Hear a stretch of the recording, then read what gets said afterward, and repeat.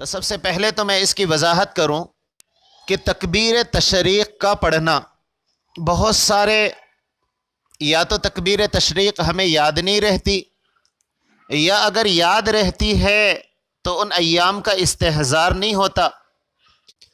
پرسوں ذی الحجہ کی 9 تاریخ ہوگی تو ہمارے ذمے ایک وجوب اور بڑھ جائے گا،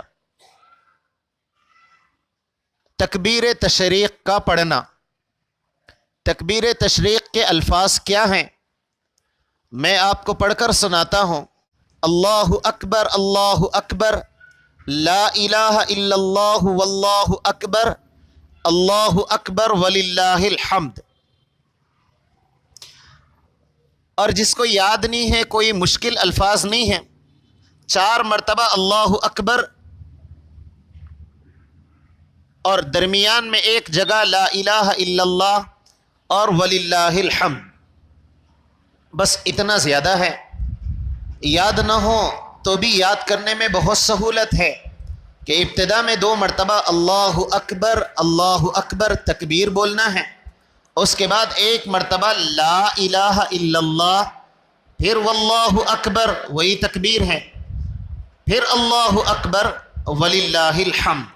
یہ تکبیر تشریق کے الفاظ ہیں۔ امید کرتا ہوں کہ ہم جس کو یاد نہ ہو وہ یاد کر لیں گے۔ اللہ سے دعا ہے اللہ تعالیٰ صحیح پڑھنے کی توفیق عطا فرمائیں۔ میرے بھائیوں،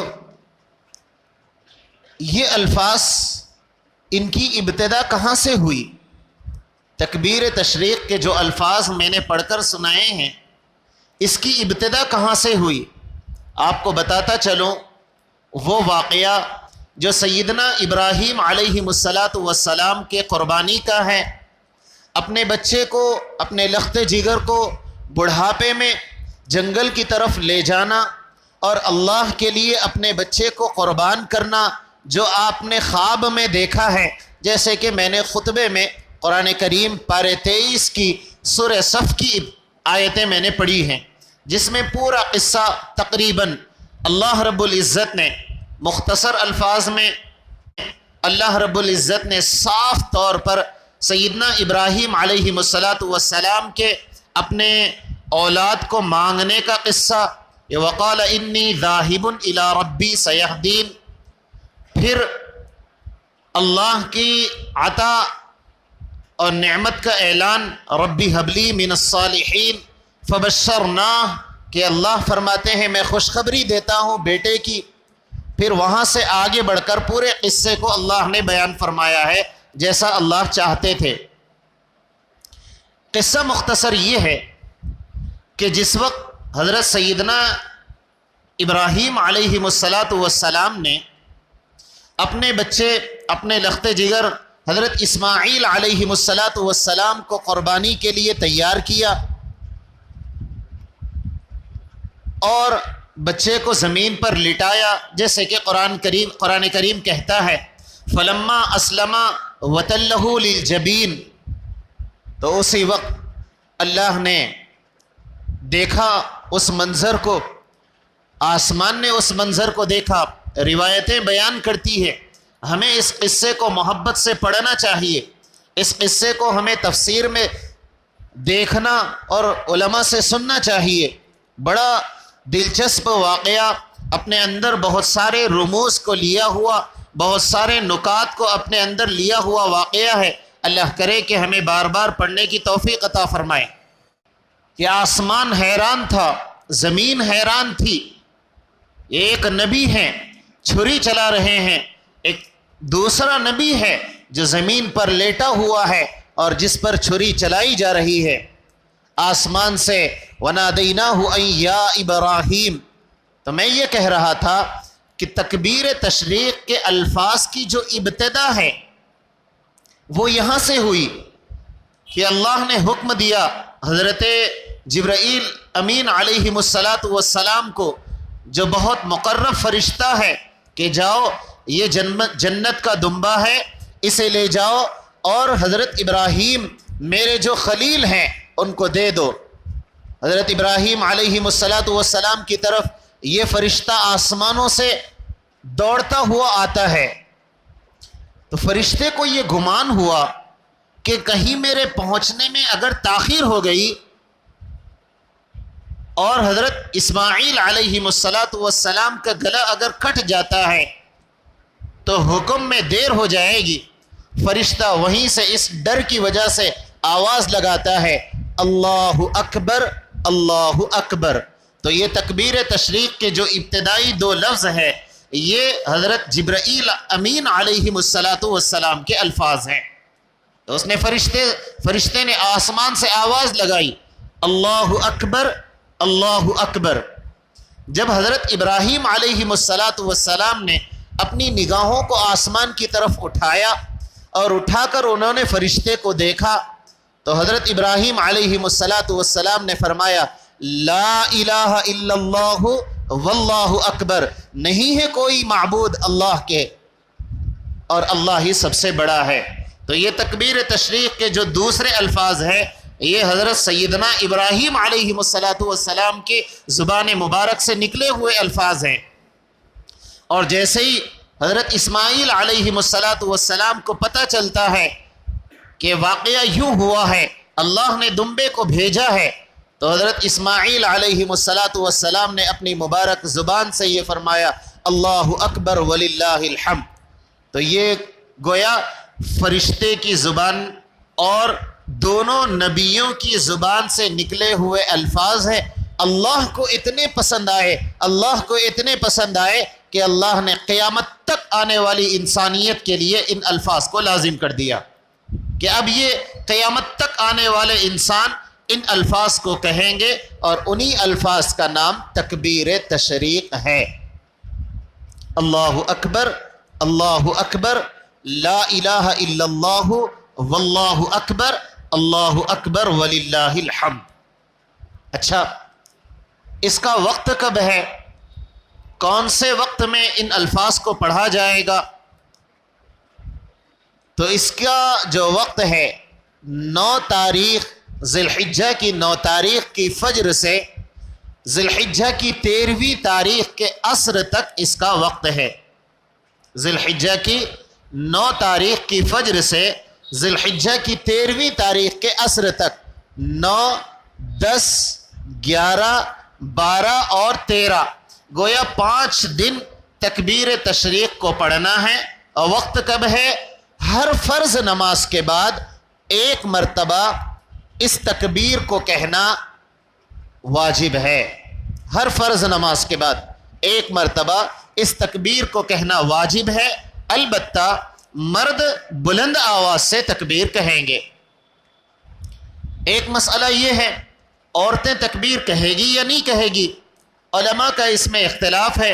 کہیں پڑھیں گے آپ عورتیں تکبیر نہیں کہیں گی، کہیں آپ پڑھیں گے کہ عورتیں تکبیر کہے گی، لیکن بہرحال رجحان یہ ہے کہ عورتیں بھی تکبیر کہے گی، پر عورتیں پست نرم آواز سے آہستہ کہے گی اور مرد بلند آواز کے ساتھ کہیں گے۔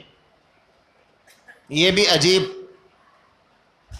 بات ہے کہ جب احادیث کو ہم پڑھتے ہیں تو ہمیں یہ سمجھ میں آتا ہے کہ ایک مرتبہ ایک صحابی دعا آواز سے کر رہے تھے تو انہیں بتایا گیا کہ دیکھو جس سے تم مانگ رہے ہو وہ خدا نہ بہرا ہے نہ کوئی اس کے اندر اور عیب ہے، وہ خدا تو دلوں کے بھید کو جانتا ہے۔ کیا مطلب؟ مطلب یہ ہے کہ آہستہ دعا کرو۔ ہم دوسرے صحابہ اکرام کے واقعات کو پڑھتے یا سنتے ہیں تو کہیں تلاوت کو آہستہ کرنے کا حکم ہے، کہیں ذکر کو آہستہ کرنے کا حکم ہے، لیکن جب تکبیر تشریق کا معاملہ آتا ہے تو اللہ کا حکم ہمیں یہ ملتا ہے کہ بلند آواز سے تکبیر کہو۔ اور وقت ہر فرض نماز کے بعد جو جماعت سے پڑھی جاتی ہے، نماز کے فوراً بعد 1 مرتبہ بلند آواز سے تکبیر کہنا ہے۔ کہیں 100 لوگ ہیں، کہیں 200 لوگ ہیں، کہیں اس سے بڑا مجمع ہے، لیکن سب ایک ساتھ بلند آواز سے تکبیر تشریق کو آواز کو بلند کرتے ہوئے کہہ رہے ہیں۔ کیا بات ہے؟ کیا ماجرا ہے؟ میرے بھائیوں بات صاف ہے، نہ بلند آواز سے کہنے میں کوئی عبادت ہے، نہ آہستہ پڑھنے میں کوئی آہستہ پڑھنا عبادت ہے۔ جہاں میرے رب کا حکم آہستہ ہے وہاں اس طریقے پر عبادت کرنا افضل ہے، جہاں میرے رب کا حکم آواز سے کہنے کا ہے وہاں جہرن آواز سے ذکر یا تلاوت کا کرنا یہ اللہ کا حکم ہے۔ بس جس وقت جو اللہ کا حکم ہے وہی عبادت ہے، نہ اپنی جانب سے کسی جگہ بلند کرنا، نہ اپنی جانب سے کسی جگہ پست کرنا۔ اصل تو ہے اللہ کا حکم ماننا۔ ہمیں بتایا گیا ہر فرض نماز کے بعد ان تاریخوں میں تکبیر تشریق آواز سے کہو، یہی عبادت ہے۔ اور کہیں بتایا گیا پست آواز سے فلاں عبادت کرو، وہی عبادت ہے۔ نہ بلند آواز سے اصل حکم ہے، نہ آہستہ اصل بات ہے۔ اصل بات یہ ہے کہ اللہ کا حکم کیسا ہے۔ اچھا، چند مسائل اس کے توجہ سے سننا، فائدہ ہوگا۔ ایک تو ہے ہر فرض نماز کے بعد ایک مرتبہ تکبیر تشریق کو پڑھنا ہے، لیکن اگر نماز کے بعد ہم بات کر لیتے ہیں کسی سے تو پھر اس کا وقت ختم ہو جاتا ہے، اب بات کرنے کے بعد تکبیر تشریق پڑھنے کی ضرورت نہیں۔